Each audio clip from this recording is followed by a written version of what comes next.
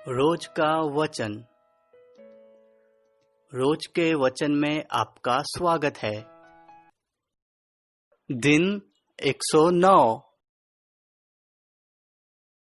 देखो, यह जो आज्ञा मैं आज तुझे सुनाता हूँ, वह न तो तेरे लिए अनोखी और न दूर है, और न तो यह आकाश में है कि तू कहे कि कौन हमारे लिए आकाश में चढ़कर उसे हमारे पास ले आए और हमको सुनाए कि हम उसे माने, और न यह समुद्र पार है कि तू कहे कौन हमारे लिए समुद्र पार जाए और उसे हमारे पास ले आए और हमको सुनाए कि हम उसे माने। परंतु यह वचन तेरे बहुत निकट, वरन तेरे मुंह और मन ही में है, ताकि तू इस पर चले। सुन, आज मैंने तुझको जीवन और मरण, हानि और लाभ दिखाया है, क्योंकि मैं आज तुझे आज्ञा देता हूँ कि अपने परमेश्वर यहोवा से प्रेम करना और उसके मार्गों पर चलना और उसकी आज्ञाओं, विधियों और नियमों को मानना, जिससे तू जीवित रहे और बढ़ता जाए, और तेरा परमेश्वर यहोवा उस देश में जिसका अधिकारी होने को तू जा रहा है तुझे आशीष दे। परंतु यदि तेरा भटका मन और तू न सुने और भटककर पराये देवताओं को दंडवत करे और उनकी उपासना करे, तो मैं तुझे आज यह चेतावनी दिए देता हूँ कि तू निसंदेह नष्ट हो जाएगा, और जिस देश का अधिकारी होने के लिए तू यरदन पार जा रहा है, उस देश में तुम बहुत दिनों के लिए रहने न पाओगे। मैं आज आकाश और पृथ्वी दोनों को तुम्हारे सामने इस बात की साक्षी बनाता हूँ कि मैंने जीवन और मरण, आशीष और शाप को तुम्हारे आगे रखा है। इसलिए तू जीवन ही को अपना ले कि तू और तेरा वंश दोनों जीवित रहे।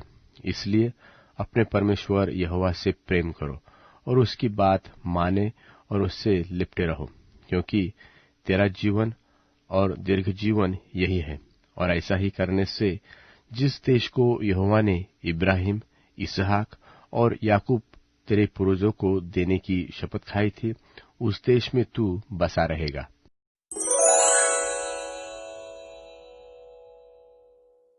व्यवस्था विवरण अध्याय 31। व्यवस्था विवरण अध्याय 31। और मूसा ने जाकर यह बातें सब इस्राएलियों को सुनाई, और उसने उनसे यह भी कहा कि मैं आज 120 वर्ष का हूं, और अब मैं चल फिर नहीं सकता, क्योंकि यहोवा ने मुझसे कहा है कि तू इस यरदन पार नहीं जाने पाएगा। तेरे आगे पार जाने वाला तेरा परमेश्वर यहोवा ही है। वह उन जातियों को तेरे सामने से नष्ट करेगा, और तू उनके देश का अधिकारी होगा। और यहोवा के वचन के अनुसार यहोशू तेरे आगे आगे पार जाएगा, और जिस प्रकार यहोवा ने एमोरियों के राजा सिहोन और ओग और उनके देश को नाश किया, उसी प्रकार वह उन सब जातियों से भी करेगा। और जब यहोवा उनको तुमसे हरवा देगा, तब तुम उन सारी आज्ञाओं के अनुसार उनसे करना जो मैं तुमको सुनाया है। तू हियाव बांध और दृढ़ हो, उनसे न डर और न भयभीत हो, क्योंकि तेरे संग चलने वाला तेरा परमेश्वर यहोवा है। वह तुझको धोखा न देगा और न छोड़ेगा। तब मूसा ने यहोशू को बुलाकर सब इस्राएलियों के सन्मुख कहा कि तू हियाव बांध और दृढ़ हो जा, क्योंकि इन लोगों के संग उस देश में जिससे यहोवा ने इनके पूर्वजों से शपथ खाकर देने को कहा था, तू जाएगा, और तू इनको उसका अधिकारी कर देगा। और तेरे आगे आगे चलने वाला यहोवा है, वह तेरे संग रहेगा, और न तो तुझे धोखा देगा और न छोड़ देगा। इसलिए मत डर और तेरा मन कच्चा न हो। फिर मूसा ने यह व्यवस्था लिखकर लेवीय याजकों को, जो यहोवा की वाचा के संदूक उठाने वाले थे, और इस्राएल के सब वृद्ध लोगों को सौंप दी।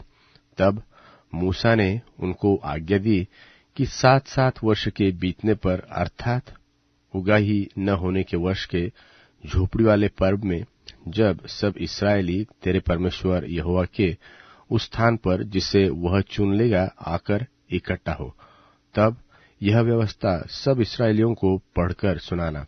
क्या पुरुष, क्या स्त्री, क्या बालक, क्या तुम्हारे फाटकों के भीतर के परदेशी, सब लोगों को इकट्ठा करना कि वे सुनकर सीखे और तुम्हारे परमेश्वर यहोवा का भय मानकर इस व्यवस्था के सारे वचनों के पालन करने में चौकसी करें।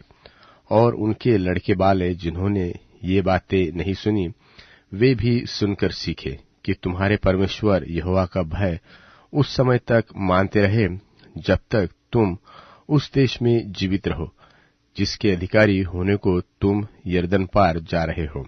फिर यहोवा ने मूसा से कहा, तेरे मरने का दिन निकट है। तू यहोशू को बुलवा और तुम दोनों मिलकर मिलाप वाले तंबू में आकर उपस्थित हो कि मैं उसको आज्ञा दूं। तब मूसा और यहोशू जाकर मिलाप वाले तंबू में उपस्थित हुए। तब यहोवा ने उस तंबू में बादल के खंभे में होकर दर्शन दिया और बादल का खंभा तंबू के द्वार पर ठहर गया। तब यहोवा ने मूसा से कहा, तू तो अपने पुरखों के संग सो जाने पर है, पर ये लोग उठकर उस देश के पराये देवताओं के पीछे, जिनके मध्य में वे जाकर रहेंगे और व्यभिचारी हो जाएंगे, और मुझे त्याग कर उस वाचा को जो मैंने उनसे बांधी है तोड़ेंगे। उस समय मेरा कोप इन पर भड़केगा और मैं भी इन्हें त्याग कर इनसे अपना मुंह छिपा लूंगा और ये आहार हो जाएंगे और बहुत सी विपत्तियां और क्लेश इन पर आ पड़ेगा। यहाँ तक कि ये सब उस समय कहेंगे, क्या ये विपत्तियां हम पर इस कारण तो नहीं आ पड़ी क्योंकि हमारा परमेश्वर हमारे मध्य में नहीं रहा।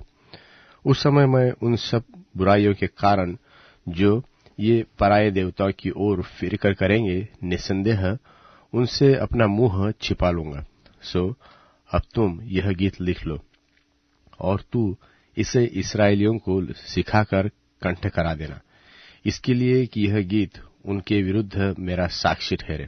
जब मैं इनको उस देश में पहुंचाऊंगा जिसे देने की मैंने इनके पूर्वजों से शपथ खाई थी, और जिस देश में दूध और मधु की धाराएं बहती है, और खाते खाते इनका पेट भर जाए और ये हष्टपुष्ट हो जाए, तब ये पराये देवताओं की ओर फिरकर उनकी उपासना कर लेंगे और मेरा तिरस्कार करके मेरी वाचा को तोड़ देंगे। वरन अभी भी जब मैं इन्हें उस देश में जिसके विषय में मैंने शपथ खाई है पहुंचा नहीं चुका, मुझे मालूम है कि ये क्या क्या कल्पना कर रहे हैं। इसलिए जब बहुत सी विपत्तियां और क्लेश इन पर आ पड़ेंगे, तब यह गीत इन पर साक्षी देगा, क्योंकि इनकी संतान इसको कभी भी नहीं भूलेगी। तब मूसा ने उसी दिन यह गीत लिखकर इस्राएलियों को सिखाया, और उसने नून के पुत्र यहोशू को आज्ञा दी कि हियाव बांध और दृढ़ हो, क्योंकि इस्राएलियों को उस देश में जिसे उन्हें देने को मैंने उनसे शपथ खाई है तू पहुंचाएगा, और मैं आप तेरे संग रहूंगा। जब मूसा इस व्यवस्था के वचनों को आदि के संत तक पुस्तक में लिख चुका, तब उसने यहोवा के संदूक उठाने वाले लेवियों को आज्ञा दी कि व्यवस्था की इस पुस्तक को लेकर अपने परमेश्वर यहोवा की वाचा के संदूक के पास रख दो, कि यह वहां तुझ पर साक्षी देती रहे, क्योंकि तेरा बलवा और हठ मुझे मालूम है। देखो, मेरे जीवन और संग रहते हुए भी तुम यहोवा से बलवा करते आए हो। फिर मेरे मरने के बाद भी क्यों न करोगे? तुम अपने गोत्रों के सब वृद्ध लोगों को और अपने सरदारों को मेरे पास इकट्ठा करो, कि मैं उनको ये वचन सुनाकर उनके विरुद्ध आकाश और पृथ्वी दोनों को साक्षी बनाऊं, क्योंकि मुझे मालूम है कि मेरी मृत्यु के बाद तुम लोग बिल्कुल बिगड़ जाओगे और जिस मार्ग में चलने की आज्ञा मैंने तुमको सुनाई है उसको भी छोड़ दोगे, और अंत के दिनों में जब तुम वह काम करके जो यहोवा की दृष्टि में बुरा है, अपनी बनाई हुई वस्तुओं की पूजा करके उसको रीस दिलाओगे, तब तुम ऊपर विपत्तियां आ पड़ेगी। तब मूसा ने इस्राएल की सारी सभा को इस गीत के वचन आदि से अंत तक कह सुनाए।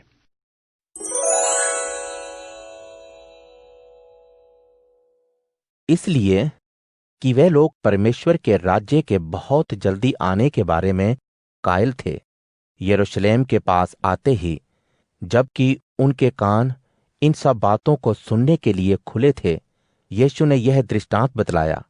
एक अमीर आदमी ने बहुत दूर देश को जाकर अपने लिए राज्य जीतकर वापस आने की योजना बनाई। इसके पहले उसने अपने 10 सेवकों को बुलाकर 10 मोहरें दी और कहा, जब तक मैं वापस ना आऊं इसे कारोबार में लगा दो। लेकिन उसी के लोगों ने उससे नफरत के कारण अपने संदेशवाहकों के हाथ ये कहलाकर भेजा कि हम नहीं चाहते कि ये हमारे ऊपर राज्य करे। राजपद पाकर जब वो लौटा तो उसने अपने नौकरों को जिन्हें पैसे दिए थे अपने पास बुलवाया, ताकि मालूम करे कि लेन देन करके उन्होंने क्या कमाया। तब पहले ने आकर कहा, हे मालिक, आपके पैसों से मैंने उतना ही और कमा लिया है। उसने उससे कहा, शाबाश, तुम थोड़े से पैसे में ईमानदार रहे, अब से तुम 10 नगरों पर अधिकार ले लो। दूसरे ने भी वहां आकर कहा, मालिक, देखिए ये रहा वो पैसा जो आपने मुझे दिया था, मैंने उतने ही और कमा लिए हैं। उसको भी मालिक ने 5 नगरों की जिम्मेदारी दे दी। तीसरा भी वहां आकर मालिक से कहने लगा, ये रहा वो पैसा जो आपने मुझे दिया था, मैंने इसे अच्छी तरह कपड़े में लपेटकर रख दिया था। इसलिए कि आप कठोर स्वभाव के हैं, मुझे आपसे डर लगता है। आप तो जहां रखते नहीं वहीं ढूंढते हैं, और जहां बोते नहीं वहीं काटते हैं। तब उस अमीर आदमी ने कहा, हे दुष्ट इंसान, तुम्हारे मुंह के कहने के मुताबिक मैं तुम्हारा इंसाफ करूंगा। मैं जहां रखता नहीं हूं वहीं से अपेक्षा करूंगा, और जहां बोता नहीं हूं वहीं काटूंगा। तुमने मेरी दी हुई रकम को बैंक में क्यों नहीं रख दिया था, ताकि ब्याज के साथ मुझे मेरा पैसा मिलता। वहां पर खड़े हुए लोगों से मालिक ने कहा, इस आदमी से पैसा लेकर उसको दे दो जिसने सबसे ज्यादा कमाया है। लोगों ने कहा, मालिक, उसके पास तो पहले ही से 10 मोहरें हैं। मालिक ने फिर कहा, जिसके पास पहले से है उसे और मिलेगा, जिसके पास कम है उससे वो भी ले लिया जाएगा। मेरे उन दुश्मनों को मेरे पास यहां ले आओ जो नहीं चाहते कि मैं उन पर शासन करूं। मेरे सामने ही उन्हें मौत के घाट उतार दिया जाएगा। यह सब कहकर यीशु आगे यरूशलेम को बढ़ गए। जब वे बैतफगे और बेतनिया में जैतून के पहाड़ पर पहुंचे, यीशु ने 2 शिष्यों को ये कहकर भेजा कि सामने के गांव में तुम जैसे ही दाखिल होगे, तुम्हें एक गधी का बच्चा बंधा हुआ मिलेगा, जिस पर कभी कोई नहीं बैठा। उसे खोलकर यहां ले आओ। अगर कोई पूछे कि क्यों ऐसा कर रहे हो, तो कहना कि यीशु को इसकी जरूरत है। भेजे हुए लोगों ने जाकर वैसा ही पाया जैसा उन्हें बताया गया था। जब वह उसे खोल रहे थे, मालिक ने उनसे पूछा, ये क्या कर रहे हो? तभी उन्होंने कहा, यीशु को इसकी जरूरत है। वह गधी यीशु के पास ले आए और उस पर अपने कपड़े डालकर यीशु को उस पर बिठाया। चलते वक्त वे अपने कपड़े भी सड़क पर डालते गए। जब यीशु जैतून के पहाड़ से नीचे उतर रहे थे, शिष्यों की भीड़ ऊंची आवाज से खुशी से भरकर परमेश्वर के किए गए बड़े कामों के लिए बड़ाई कर रही थी। वे चिल्ला रहे थे, जो राजा प्रभु के नाम से आ रहा है वह महान है। आसमान में शांति और ऊंचाई पर उनकी महिमा हो।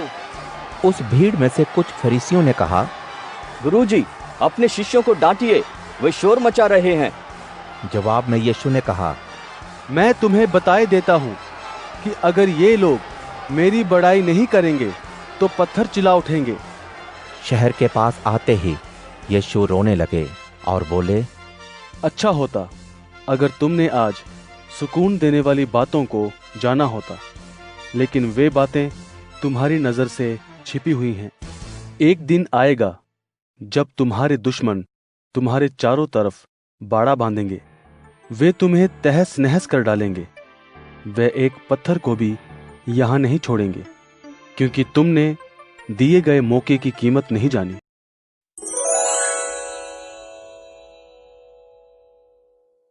अध्याय 48।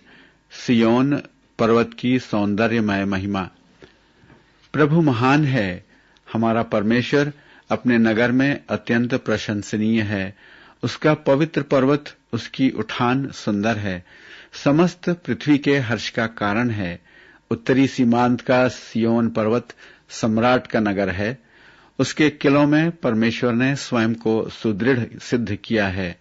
देखो, राजा एकत्र हुए, उन्होंने एक साथ नगर पर आक्रमण किया, पर वे उसे देखकर चकित रह गए। वे आतंकित हो तुरंत पलायन कर गए। वहां भय ने उन्हें जकड़ लिया, उन्हें गर्भवती स्त्री के समान पीड़ा होने लगी। प्रभु पूर्वी पवन द्वारा तरशीस के जलयानों को छिन्न भिन्न कर देता है। जैसे हमने सुना था वैसा हमने देखा। स्वर्गिक सेनाओं के प्रभु के नगर में, अपने परमेश्वर के नगर में, परमेश्वर उसको सदा सुरक्षित रखता है।